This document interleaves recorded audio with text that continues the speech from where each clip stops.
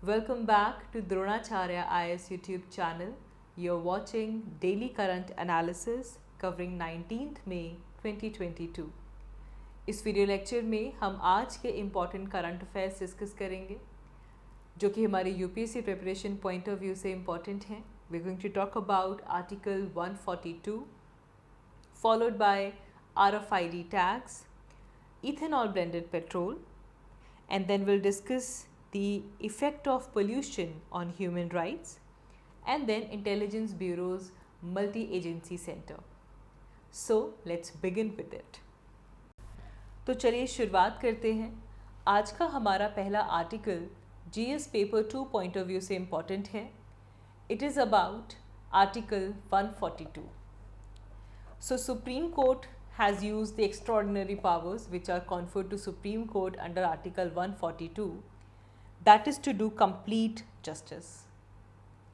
So using 142 and to do complete justice, Supreme Court ordered the release of AG Parariwala in the former Prime Minister of India Rajiv Gandhi's assassination case.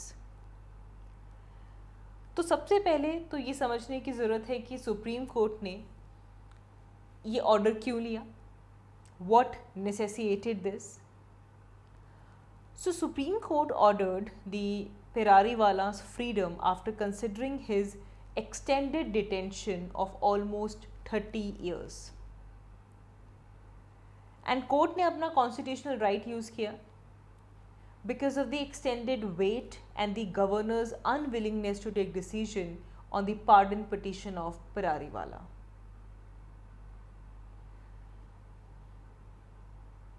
If we look at the brief timeline, in 2018, Supreme Court said that government is at liberty to decide on the remission on the plea of Perariwala as it deems fit. And at that point of time, the convicts were in jail for over 27 years. And then Tamil Nadu government decided to recommend to the governor of Tamil Nadu to release all the 7 convicts including Perariwala. But Tamil Nadu's governor, he was not taking decision, he was unwillingness to take the decision. So Supreme Court directed the government to file a report on the status of a plea for pardon filed by Perariwala. And then in January 2021, Supreme Court orally observed that the case of Perariwala is extraordinary because the governor has delayed a decision on the state's recommendation for year. तो यहाँ पे case ये है कि state ने recommend कर दिया था कि पेरारीवाला को रिलीज़ किया जाए, लेकिन governor was not taking the decision, जिसकी वजह से ये काफ़ी बड़ा डिले यहाँ पे आ गया. And after seeing this, supreme court ordered the Perariwala's freedom, considering his detention for almost 30 years and the extended wait and governor's unwillingness to take the decision on the pardon petition. हमारे लिए हमारे examination point of view से important हो जाता है to understand what is article 142. So there is a case in 1989, from the Union Carbide case to the Ayodhya Ram Mandir judgment in 2019. 1989 से लेकर जहाँ पे यूनियन कार्बाइड केस आता है और 2019 में जब अयोध्या राम मंदिर जजमेंट आती है, सुप्रीम कोर्ट ने बहुत बार ये जो extra ordinary power supreme court को मिलती है अंडर आर्टिकल 142, इसे यूज़ किया है. ये कोई पहली बार ऐसा नहीं हुआ है. So what is this article 142? It basically provides unique power to Supreme Court to do complete justice between the parties, where at times law or statute may not provide a remedy. The court can extend to put a quietus to a dispute in a manner which would befit the facts of the case. तो जब ऐसा लग रहा है कि कोई law या कोई स्टैट्यूट की हेल्प से कोई रेमेडी नहीं निकल रही है, तो ऐसे केस में सुप्रीम कोर्ट अपनी पावर एक्सटेंड कर सकती है to solve that dispute, to do complete justice. So, constituent assembly को क्यों लगा कि आर्टिकल 142 जैसी पावर इनकॉर्पोरेट करनी चाहिए? Even Constituent Assembly emphasized the importance of including such an article in the Constitution. The writers of the Constitution believed that this provision was critical. Critical for individuals who are forced to suffer because of the legal system's disadvantageous position in granting the required remedy. जब legal system की वजह से कोई remedy नहीं आ रही है, ऐसे case में जस्टिस प्रोवाइड करने के लिए इस तरह के आर्टिकल की ज़रूरत है, एंड दिस इज़ आर्टिकल 142. हम पिछले काफ़ी दिनों से प्रेसिडेंट और गवर्नर की जो पार्डनिंग पावर्स हैं उसे कवर कर रहे थे. कोर्ट ने सेंट्रल गवर्नमेंट का जो आर्ग्यूमेंट था उसे डिसमिस कर दिया कि जो प्रेसिडेंट हैं, president exclusively not governor had the power to grant pardon in a case under Article 302, which is punishment for murder of IPC. Because this argument would declare Article 161 a dead letter. तो ये तो एक exceptional situation आ जाएगी जहाँ पे governor pardon नहीं कर पा रहा है in the murder cases dating back to 70 years would have been rendered invalid. तो एक तो यहाँ से जो प्रेसिडेंट और गवर्नर की जो पार्डनिंग पावर्स हैं वो तो इम्पॉर्टेंट हो ही जाती हैं, हम पिछले बहुत दिनों से डिस्कस करते हुए आ रहे हैं. You will revise that. Along with it now you should also know the provision of article 142. Moving ahead, our next news article is important from GS paper 3 point of view. It is an important development in science and technology. It is about RFID tags. So RFID tags will now be used to track the Amarnath pilgrims. ये decisions लिया गया है considering the security threats in that pilgrimage area. उसे highlight करते हुए, उसे देखते हुए जो जो अमरनाथ पिलग्रिम पे जाएगा उन सबको RFID tags दिए जाएंगे. RFID means radio frequency identification. ये एक वायरलेस ट्रैकिंग सिस्टम होगा और इसके अंदर टैग्स और रीडर्स होंगे और यहाँ पे रेडियो वेव्स को यूज़ किया जाएगा टू कम्युनिकेट द इंफॉर्मेशन और to communicate the identity of the object और पीपल. इन टैग्स पे इंक्रिप्टेड इंफॉर्मेशन होगी, सीरियल नंबर्स होंगे, शॉर्ट डिस्क्रिप्शन होंगी. तो अब रेडियो फ्रीक्वेंसी आइडेंटिफिकेशन टैग्स दिए जाएंगे to track the Amarnath pilgrims. There are different types of the radio frequency identification tags, passive and the active. Talking about the active radio frequency identification tags, they have their own power source, mostly batteries. And if we talk about the passive radio frequency ID cards, they are activated through reader using the electromagnetic energy which it transmits. You should also know that how do these radio frequency identification tag work.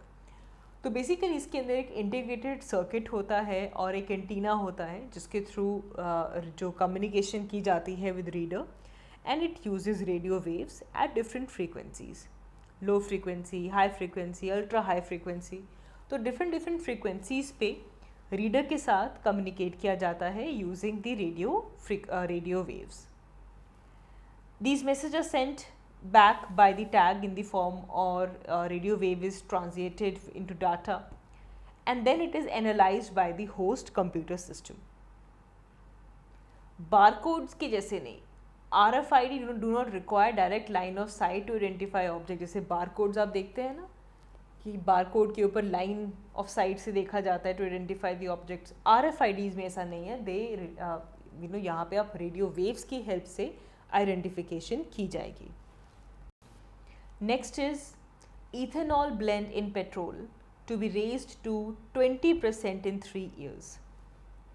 It's about ethanol blended petrol. This topic is important from GS paper 2 energy point of view. So Union Cabinet has approved the amendment to the National Policy on Biofuels 2018. National Policy on Biofuel इसके लिए कुछ amendments आ चुकी हैं. So as per the new amendments, the fuel firms will have to raise the ratio of the ethanol in gasoline to 20% by 2025. 3 सालों में जो percentage है उसे 2025 में 20% तक पहुंचाना है. And from April 1st, 2023, the policy of introducing 20% ethanol will take effect. Limit दे दी गई है, डेडलाइन दे दी गई है 2025 तक, बट इसकी शुरुआत 2023 1 अप्रैल से होगी. इथेनॉल ब्लेंडेड जो हमारा पेट्रोल है, एज वी कैन सी, तो हमारी जो इट्स अ बायोफ्यूल, जो क्रॉप्स की फर्मेंटेशन की जाती है, प्योरीफिकेशन की जाती है, वहाँ से इथेनॉल आता है, then it is blended with the gasoline और the petrol, then it is transported and used as fuel. तो अब 20% परसेंटेज इंक्रीज कर दी गई है, and this has to be achieved in 3 years. Moving ahead, we should also know the benefits of it. What are the benefits of 20% ethanol blending? So these benefits are as per the Niti Aayog's report. So Niti Aayog report says that if 20% ethanol is blended into the petrol, this could save 30,000 crore rupees of foreign exchange per year. Energy security increase होगी, carbon emission decrease होगा, ultimately there would be better air quality, India will move towards self-reliance, and then of course there will be the better use of the damaged food grains.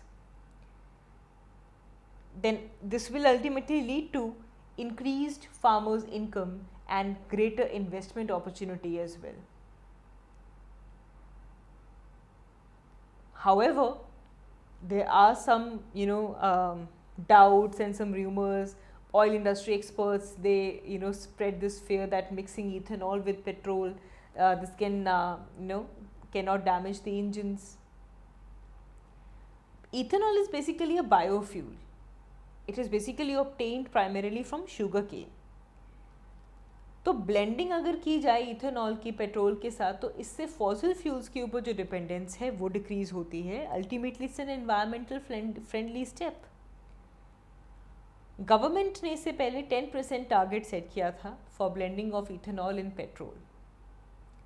Ethanol को separate pumping और एक metering mechanism के through blend किया जाता है. एक बार जब petrol में इथेनॉल ब्लेंड हो जाए तो आप इन दोनों को सेपरेट नहीं कर सकते. Now, ethanol can absorb moisture from the atmosphere. So some dealers says that it can cause issue with the vehicle's engine. लेकिन ऐसा नहीं है. जो ऑयल इंडस्ट्री एक्सपर्ट्स हैं वो बार बार ये क्लियर करते हैं कि इथेनॉल के साथ मिक्स पेट्रोल किसी भी तरह से इंजन्स को डैमेज नहीं करता. ना अभी तक अगर हम इंडिया में इथेनॉल ब्लेंडिंग देखें तो as of March 13, 2022, India has attained 9.45% ethanol blend. And अगर इसमें हम ये साल मिला लें, 2022 मिला लें, तो ये कुल 10% तक पहुंच सकता है. But there are some challenges. जो 10% ब्लेंड है इथेनॉल और पेट्रोल का, इससे मेजर इंजन चेंजेस नहीं आते. लेकिन जब हम 20% ब्लेंड की बात करते हैं तो इस तरह के फ्यूल को यूज़ करने के लिए there have to be certain changes in the vehicle's engine, and this may even rise the vehicle's price also. ये याद रखिएगा. अच्छा, अब जितनी ज़्यादा ब्लेंडिंग की जाएगी इसका मतलब कि अब लैंड जो है वो वाटर इंटेंसिव क्रॉप्स की तरफ डाइवर्ट होगा, लाइक शुगर केन, जिसे प्रेजेंटली गवर्नमेंट सब्सिडी भी देता है. And ethanol demand by 2025 is of 10.16 billion liters. तो यहाँ से आप समझिए कि इसके लिए 6 million tons of sugar की ज़रूरत है, and 16.5 million tons of grains per annum is needed by 2025. And for this we need increased allocation of land also. So ये भी क्वेश्चन आ जाता है कि जो एक्चुअल रिडक्शन होगी एमिशन में by blending the petrol and ethanol, this will bring in increased allocation of land also. Lastly ethanol के बारे में भी आपको पता होना चाहिए. इथेनॉल बेसिकली एथाइल एल्कोहल का एक ऑर्गेनिक कंपाउंड है. It is produce from biomass and ये एल्कोहलिक बेवरेजेस में भी एक इम्पॉर्टेंट इंग्रेडिएंट रहता है. It has a higher octane number than gasoline. तो इसका मतलब ये है कि it improves the petrol's octane number as well, because gasoline के कंपैरिजन में इसका ऑक्टेन नंबर ज़्यादा है. Ethanol contains oxygen, so it is supposed to to completely burn out, to complete combustion of the fuel, resulting in lower emission as well. Ethanol, sugarcane, maize, wheat, ऐसी crops जिनका starch content high है, वहाँ से ethanol को produce किया जाता है. आगे बढ़ते हैं. हमने हमारी कल की वीडियो में ये देखा कि लैंसेट कमीशन की रिपोर्ट आई थी on pollution and health, and इस रिपोर्ट ने पोल्यूशन और इसका इम्पैक्ट ह्यूमन हेल्थ पे क्या होता है उसे हाईलाइट किया था. We discussed in our last video. Following this report now the national human rights commission NHRC has also issued an advisory to the central and state governments on preventing, minimizing and mitigating the impact of environmental pollution on degradation of human rights. तो NHRC ने pollution का impact जो human rights पे हो रहा है उसे यहाँ पे इस कंसर्न को रेज किया है. Now if we look at the highlights of this report, अगर हम यहाँ पे सिर्फ इंडिया की बात करें, so for India air pollution was responsible for 16.7 lakh death in 2019, जो कि कंट्री में कुल 17.8 डेथ्स जो थी वो एयर पोल्यूशन के कारण हुई थी. And this is the largest number of air pollution related death of any country. तो इंडिया ने लैंसेट कमीशन की जो रिपोर्ट थी उसमें टॉप किया था. 9.8 lakh they are caused by PM 2.5 pollution, and then 6.1 lakh they are caused by household air pollution. And यहाँ पे जैसे कि हमने कल भी देखा था कि जो एक्सट्रीम पावर्टी की वजह से जो पोल्यूशन सोर्सेज एसोसिएटेड थे, जैसे कि indoor air pollution, water pollution, इसका नंबर इंक्रीज़ हुआ है. लेकिन ऑन द अदर हैंड जितना नंबर यहाँ पे डिक्रीज़ हुआ उतना ही इंडस्ट्रियल पोल्यूशन की वजह से जो डेथ्स हो रही हैं वहाँ पे इंक्रीज़ हो गया. The ambient air pollution, the chemical pollution. Indo Ganga plains they are worstly affected. यहाँ पे दिल्ली और आसपास की पॉपुलेटेड सिटीज़ आ जाती हैं. कॉजेज़ अगर हम देखें तो burning of biomass in the household, this is the single largest cause of air pollution death in India, followed by coal combustion and crop burning. इस रिपोर्ट में लेड को भी हाईलाइट किया गया. 27.5 crore children were estimated to have blood lead concentration over 5 micrograms per DL. Economic losses की बात करें तो वो भी ज़्यादा हैं. 2000 से लेकर 2019 तक जो इकोनॉमिक लॉस इंडिया ने देखा है वो कुछ 1% ऑफ द GDP रहा है. देन लास्टली अगर हम ग्लोबल फाइंडिंग देखें तो globally 66.7 lakh death air pollution की वजह से हुई, and overall pollution was responsible for an estimated 90 lakh death in 2019, which is basically equivalent to 1/6 death in the world. More than 80 crore children, they have blood lead concentration. And इन सभी चीज़ों का बड़ा कारण तो यही है, air pollution, chemical pollution, ageing population and the increased number of people who are exposed to pollution now.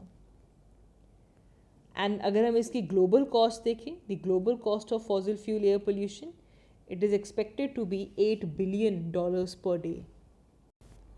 Now lastly we should know what are the efforts of India to combat the air pollution. तो air pollution से लड़ने के लिए India ने प्रधानमंत्री उज्ज्वला योजना launch किया था. क्लीन फ्यूल इसमें घर घर पहुंचाया गया ताकि घरों में बायोमास ना बर्न किया जाए. Then we have National Clean Air Program, In 2019, a Commission for Air Quality Management was set up in the National Capital Region. But then, of course, there are some challenges. जो indoor air pollution initiatives लिए हैं Indian government ने, they are not guided by the centralised administrative organisations. So the general quality of the air, it has not improved. बहुत ही gradually और बहुत ही unevenly हमें improvement देखने के लिए मिल रहा है.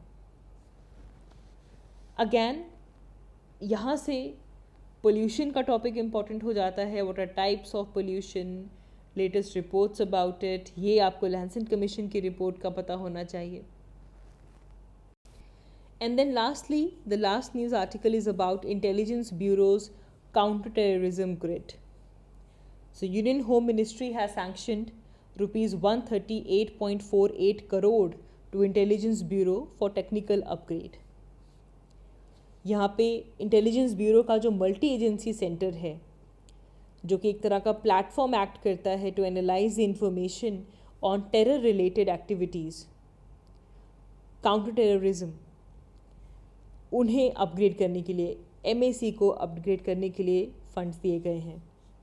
The concept of multi agency centre, this was conceptualised in 2001 after Kargil war.